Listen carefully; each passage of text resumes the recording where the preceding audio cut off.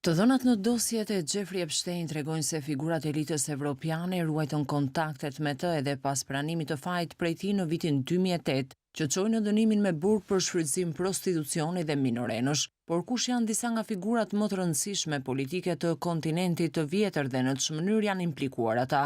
Emmanuel Macron, shumë postime në rrjetin X sugjerojnë se presidenti kërkoi këshilla biznesi nga Epstein, kur ishte ministër i financave dhe ekonomisë së Francës.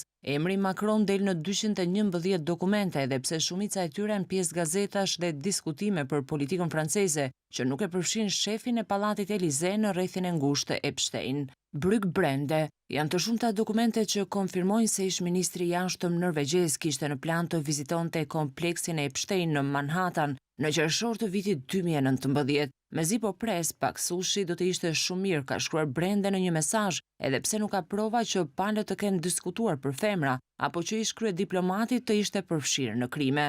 Thorbjørn Jagland ka prova të qarta për takimet dhe komunikimet mes Epstein dhe ish-kryeministrit norvegjez, gjatë kohës që ai ishte sekretari i përgjithshëm i Këshillit të Evropës. Në një prej mesazheve Jaglandi shkruan ish-financierit famkeq se kishte qenë në Tiranë ku vajzat sipas tij ishin të jashtëzakonshme.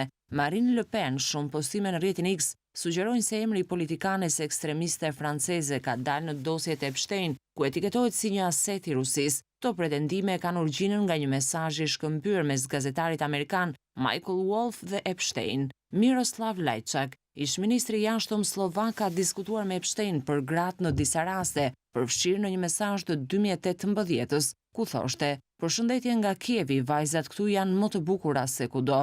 Me pak fjalë, përfaqësuesit e elitës politike evropiane në dosje janë të shumtë, por secili do të jetë impakti që këto dokumente do të kenë tek ata, kjo mbetet për tu parë.